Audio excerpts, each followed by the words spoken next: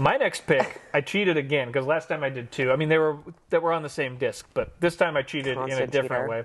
And it's because I'm very excited for the new movie coming out, that may be out by the time this is out, but is Everything Everywhere All at Once, starring Michelle Yeoh. So I thought, I want to talk about Michelle Yeoh, but I didn't want to just talk about one movie. So I was like, I'll pick Why not 3? 3 movies. Why not 3? And actually, technically 4. One of them's a sequel. I was like, I'll just do a quick survey of some Michelle Yeoh movies. And I did rewatch all of these. The nerve of this guy over here picking 4 movies. Right? So my picks are 4 Michelle Yeoh movies.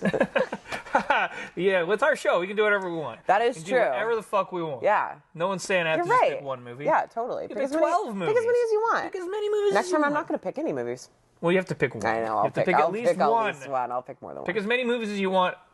At least one. First movie I want to talk about is directed by Corey Yuen. And it is her first movie that she did after being like Miss Malaysia. She like just came to Hong Kong and they were like, we're going to put you in a movie. She'd like, studied some kung fu. She studied dance mostly. And they were like, we're putting you in this action movie. And even, all the guys back then were kind of like, okay, we'll see. She's like the headlining star, and her and Cynthia Rothrock, they're not in it as much as you'd wish, honestly. There's like long sections where it's Sweetheart, who you were just talking about, and some other bumbling crooks. And all those action scenes are awesome. There's this great scene where Choi Hark is jumping through this crazy house he's got, and he's like, this guy's chasing him around, but he's like got this apartment all rigged up with like electric fences and stuff. But any scene with her and or Cynthia Rothrock just like kicking ass is great. Why isn't there an hour more of just her kicking ass? But I mean, in the movie's defense, it is awesome, and the climax is just them like fucking up a bunch of bad guys and kicking ass. So.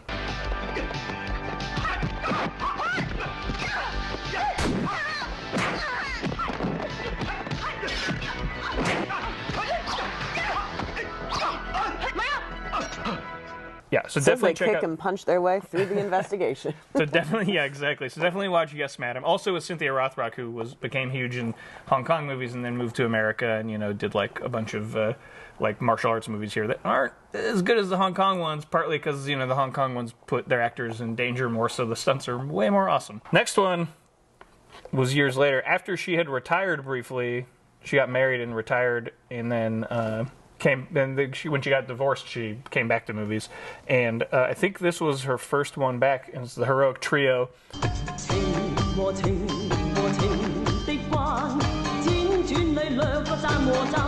Starring her in the legendary Maggie Cheung.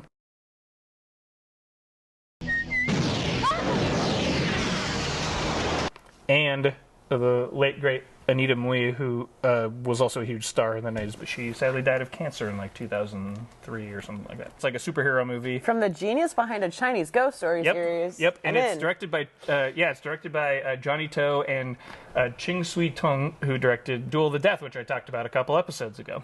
He did all the action choreography in this, so like they're kind of co-directors. Yeah.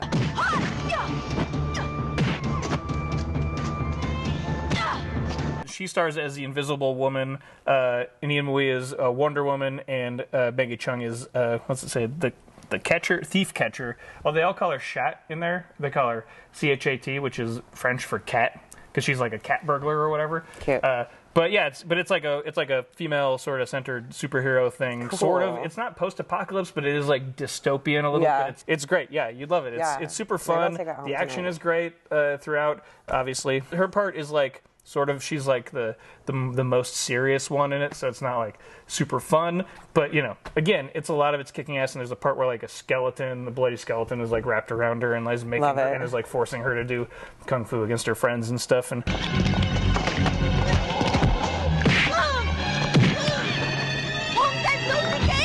number 3 is actually it's going to be quick. This is a sequel to Heroic Trio called Executioners.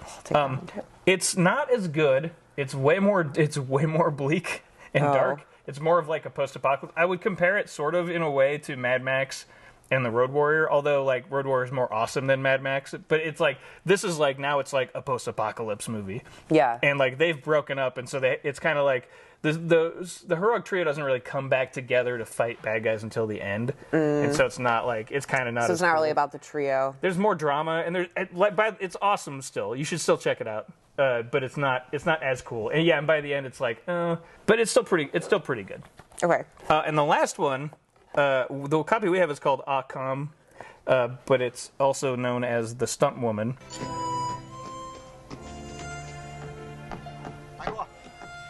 This is a great movie by the director An Hui, who recently got a director's section here, and she had a Criterion release not too long ago, a movie called Boat People. A lot of her movies are like these sort of serious social dramas mostly about like refugees and like below the line people in Hong Kong and China, and this is kind of no different. She plays a woman who walks onto a movie set and basically is like, hey, I know all this stuff, I'm going to become a stunt woman. And so she becomes a stunt woman. She kind of gets in with the stunt crew led by Sammo Hung, who is excellent in the movie. He's really good. But it's sort of just this drama, and I love behind the scenes movies. And so like that's like right up my alley.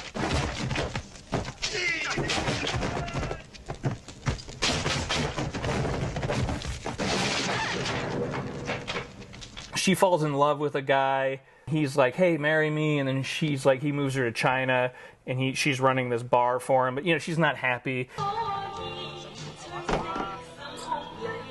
She was happy doing the stunt stuff, But he's like, I'm going to take you away from that. And so it's interesting because it's actually made by a woman. So I think it has a more nuanced perspective. Yeah.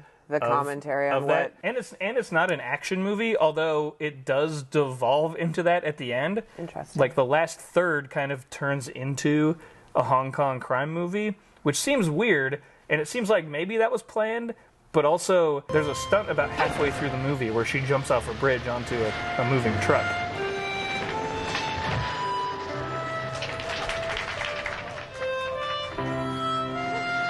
In the outtakes at the end, you see people pulling her off of there, and she almost broke her back, or did break her back or something, jumping off of there. And so she was seriously injured filming this movie, and so they had to sort of rush shooting the end of it. And so I think it was probably going to be a little longer, have more meat to it, like more connective tissue between the stunt woman stuff. And they had to sacrifice some stuff because of her injury. Yeah, I think that's the case. So sort of the movie just kind of like ends, and you go like, oh. I was just having a good time. Okay, but I still would highly recommend it. Yeah. I think all of these movies I've been talking about deserve like some really nice Blu-ray releases, but especially this one. I think this is an excellent movie, and I would love to see more behind the scenes kind of like stuff. People who made the movie talking about it. Check out all of the movies of Michelle Yeoh. I've heard nothing but good things about her new movie, which I'm sure which I may have seen by this point when you see it. So. I loved it. I don't know. You probably loved it. Anyway, living legend Michelle Yeoh. Give some of her old stuff a look.